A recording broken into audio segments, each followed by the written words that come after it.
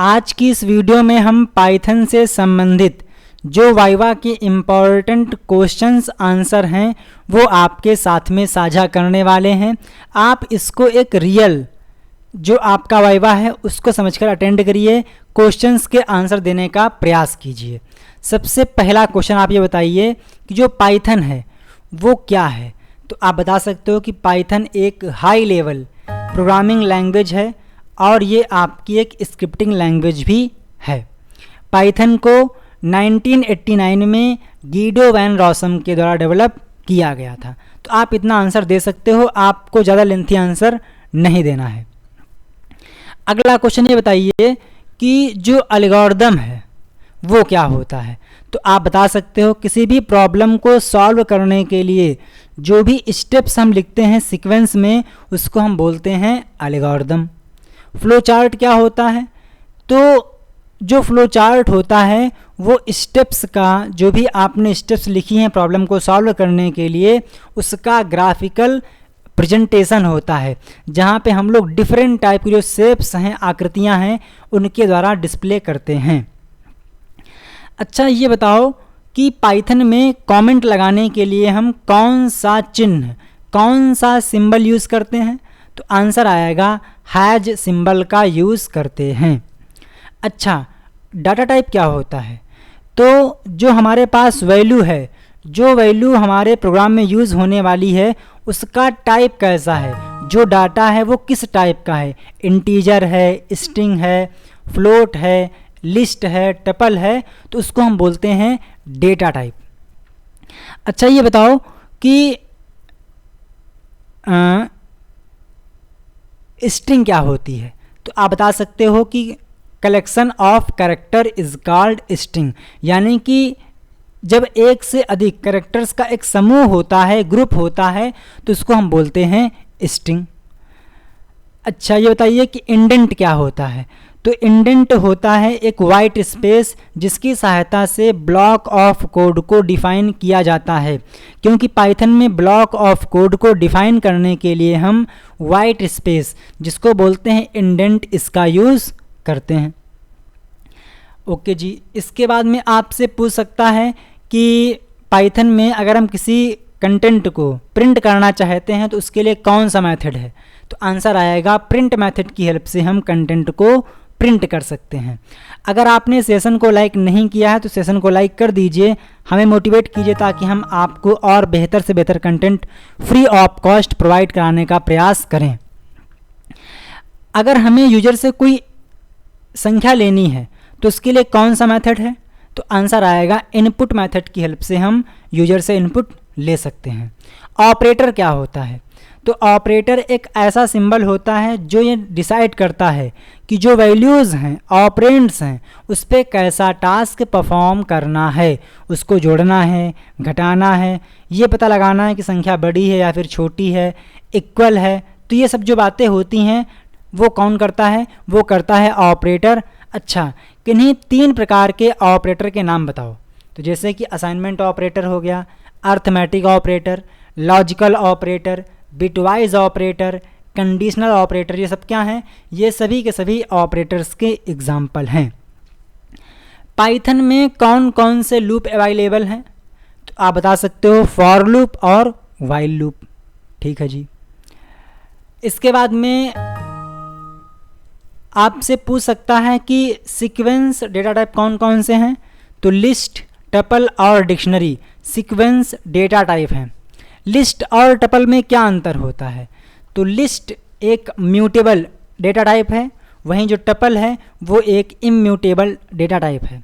जो लिस्ट के आइटम होते हैं उसे हम लोग स्क्वायर ब्रैकेट के अंदर रखते हैं, वहीं जो टपल के आइटम्स होते हैं उसे हम लोग स्मॉल ब्रैकेट के अंदर रखते हैं। अच्छा ये बताओ जो डिक्शनरी होती है उसमें वैल्यूज़ कैसे स्टोर होती हैं। तो जो डिक्शनरी होती है इसमें वैल्यूज़ की और वैल्यू के पेयर में स्टोर होती हैं। तो इस प्रकार से आप लोगों को समझ में आ रहा होगा कि जो क्वेश्चंस हैं वो किस प्रकार से आपसे पूछे जाएंगे।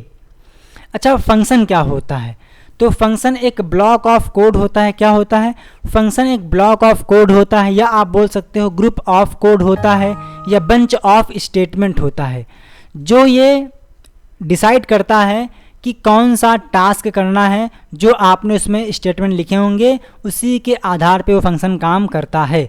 और जो फंक्शन होता है वो तभी कॉल होता है जब तक जो फंक्शन होता है उसके स्टेटमेंट तभी एग्जीक्यूट होते हैं जब तक कि उसको कॉल ना किया जाए। तो इस प्रकार से आप फंक्शन के बारे में बता सकते हो। आपसे पूछ सकता है कि फंक्शन और मेथड में क्या अंतर होता है, तो आंसर आएगा कि जो फंक्शन होता है अगर किसी फंक्शन को किसी क्लास के अंदर डिफाइन किया गया है तो वो कहलाएगा मेथड। अच्छा ये बताओ कि अगर आपको पाइथन में फंक्शन को डिफाइन करना है तो उस केस में आप कौन सा कीवर्ड यूज़ करते हो, तो आंसर आएगा कि डेफ कीवर्ड का यूज़ करते हैं। किन्हीं 5 मेथड के नाम बताओ जो कि पाइथन में होते हैं, तो आप बता सकते हो input, print, upper, lower, title, is alnum, starts with, ends with, encode, decode, max, min, pow, round, int, random, ceil, floor, SQRT. ये सभी क्या हैं? ये सभी मेथड्स हैं जो कि आप लोगों को पाइथन में मिलते हैं। अच्छा ये बताओ कि मान लीजिए हमें फाइल को ओपन करना है, तो कौन सा उसके लिए मेथड है? तो फाइल को ओपन करने के लिए ओपन मेथड है, फाइल को क्लोज करने के लिए क्लोज मेथड है, कंटेंट को रीड करने के लिए रीड लाइन्स मेथड हैं, फाइल में कंटेंट लिखने के लिए राइट लाइन्स मेथड हैं, प्रेजेंट टाइम में जो कर्सर है, पॉइंटर है, वो फाइल में कहाँ पर है उसको पता लगाने के लिए टेल और सीक मेथड है। अच्छा ये बताइए कि जो LEGB होता है, जो LEGB होता है इसमें L का फुल फॉर्म क्या होता है? तो L का फुल फॉर्म होता है लोकल। क्या होता है? लोकल। तो ये बातें आप लोगों को ध्यान रखनी है। E का मतलब क्या होता है? इनक्लोज्ड। G का मतलब क्या होता है? ग्लोबल। और B का मतलब क्या होता है? Built in. तो ये आपको याद रखना है। अगला आता है कि नमपाई क्या है? तो नमपाई एक लाइब्रेरी है। क्या है? आप बोल सकते हो नमपाई एक लाइब्रेरी या पैकेज है जिसमें हम लोग एरे से संबंधित जो भी ऑपरेशंस हैं उसको यूज़ करने के लिए हम लोग नमपाई का यूज़ करते हैं। नमपाई का फुल फॉर्म न्यूमेरिकल पाइथन होता है। तो आपको यहाँ से आइडिया लग गया होगा कि जो पाइथन है इसमें आपसे किस प्रकार से क्वेश्चंस पुटअप किए जाते हैं या किए जा सकते हैं। अगर आप लोगों को ओ लेवल MCQs की तैयारी करनी है तो आप primegyan.com यहाँ पर आकर आप चैप्टर वाइज MCQs को फ्री ऑफ कॉस्ट रीड कर सकते हो। अगर आप लोग हिंदी मीडियम से हैं तो आप लोगों को examzilla.com इस वेबसाइट पे आना है।